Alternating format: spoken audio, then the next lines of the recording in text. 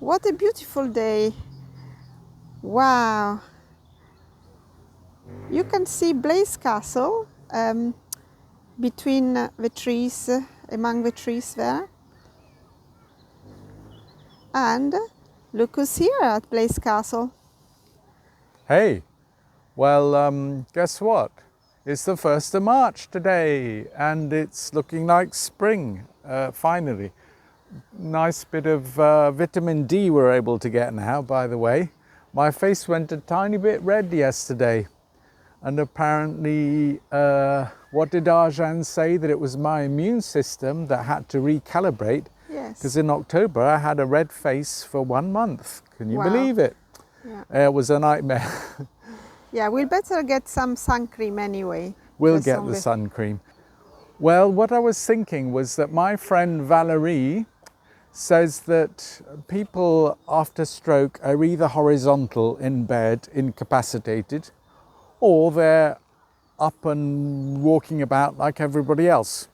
You don't see anybody in a transitional phase. You don't really get that because, I don't know, we're either one or the other. So you are one of a few then? Yes, and it strikes me that if I am in a transitional phase, that I won't stay in a transitional phase forever, basically. That's what I keep being told. And that's one of the few things to look forward to. The stroke, after a stroke, you tend to get better, whereas many diseases are degenerative, you get worse. So this is a special place for you because you did a stunt at Blaise Castle doing your first kilometer, I think. About a year ago. We went the other side actually, down there. We Yeah. went down there. Yes. Down there. Down there. I'm going slowly, slowly. Well, we went all the way down Oh, there. yeah. Oh, The yeah. first time I did a kilometer, I did it twice You're in right. January, and then February I was grounded. Floored. I could not go anywhere. Yeah. And actually, I wonder if this is a seasonal thing. You see, I've got the buzzing foot. That means paresthesia. That means every step I take, nerves are, they like a tremendous tickle and scraping, and It's it goes quite right up painful, your is it? spine. Is it quite painful? Oh yes, but dear Kanyan, he's not old yet, my Chinese doctor, he says, what does he say? Pain is your friend. That's right. And that really helped me because pain is better than feeling nothing. Would I prefer to feel nothing at all? Well, I did for a year and a half at least, and then slowly started sensation, feeling, somatosensory cortex started rebuilding. First on my leg actually, and afterwards on my arm. And it's still incomplete with my arm. I can't tell if my hand is this way or this way. It will come. It will come. It will come. It will come, apparently. I just have to be patient. But you know, at night the lights go out and where's my hand? I don't know where it is. I have to fish around for it. Then when I find my hand, is it my hand or is it Simonetta's hand? Oh, I yes. don't know. Yeah, that's I a have good to question. feel. So if it's a little bit hairy, then I think, I think I've worked out whose hand it is. But this hand cannot feel much at all, very little. So what is the feeling when you walk? Is it different from last year?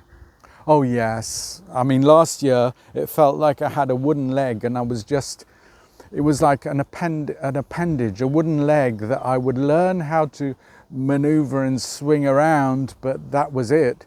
This year I can articulate. Ooh, Ta-da! look at that. Nice. Woohoo.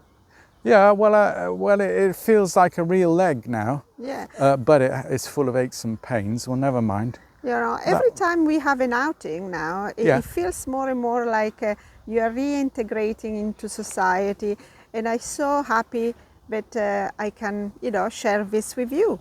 Yes, I feel like the dogs that are running about. Look at that dog over there. Just so running about, jumping up and down with joy. He's stopped jumping up and down now. But I feel like we're just creatures, aren't we? Yes. We're just creatures on this planet. We're just creatures like the dogs are. And we think we're clever, but... I remember you say many times, oh, I wished I could run like that dog. Yeah, I do. Well, we're just creatures. Now, one last thing I want to say that strikes me as so true since my stroke.